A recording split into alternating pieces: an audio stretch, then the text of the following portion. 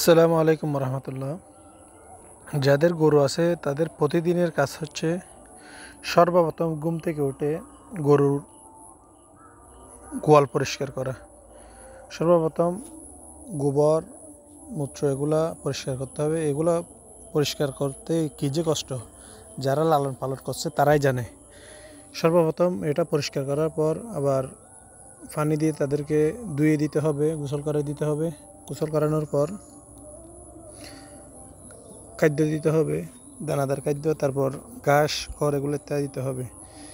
সর্বপ্রথম উঠে যে গোবর পরিষ্কার করা, এটার থেকে বড় কষ্ট আর নাই। আর দ্বিতীয়ত হচ্ছে গরুর খামারের মধ্যে 1 নম্বর কষ্ট হচ্ছে গোবর পরিষ্কার করা, দ্বিতীয় হচ্ছে গরুর জন্য ঘাস কাটা। এই 2টা কষ্ট বাদে আর কোনো কষ্ট নেই গরুর মধ্যে।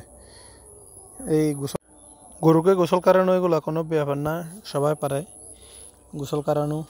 খুব সুন্দর করে যত্ন করে আপনি হাত পা পরিষ্কার করে দিবেন, পুরো শরীরের মধ্যে পানি দিয়ে দিবেন, একটু হাত দিয়ে মাজা ঘষা করবেন, দেখবেন চকচকা পরিষ্কার হয়ে যাবে।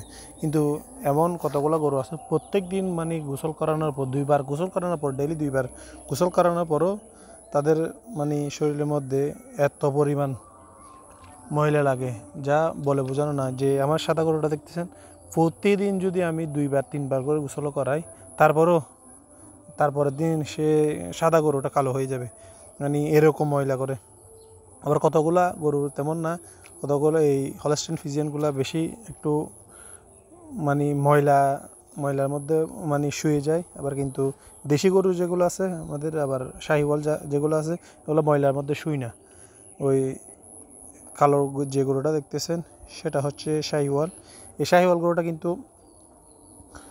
এরকম ময়লার মধ্যে ময়লা থাকলে সেরকম সেখানে বসবে না, পরিষ্কার করে দিলে তারপর বসবে। এই সাদা গরুটা এমন একটা গরু আর কি, এই ময়লার মধ্যে গোবরের মধ্যে শুয়ে যাবে। এইগুলা বেশি বিরক্তকর, পুরো শরীরটাই করে ফেলে, কালো করে ফেলবে সাদা গরুটা, বেশি কষ্ট লাগে। আর এরকম কষ্ট প্রত্যেক দিন করা লাগে। প্রত্যেক দিন ঘুম থেকে উঠে এই গরুর গোবর পরিষ্কার করা, ঘাস কাটা, এগুলো করতে করতে আমি এমনি অভ্যস্ত হয়ে গেছি, অসুবিধা নেই, আমার কোনো সমস্যা নেই। এগুলো করলেই তো শরীর স্বাস্থ্য ঠিক থাকবে। ওই রিফন ভাই বলে না, কামের ওপর কোনো ওষুধ নাই।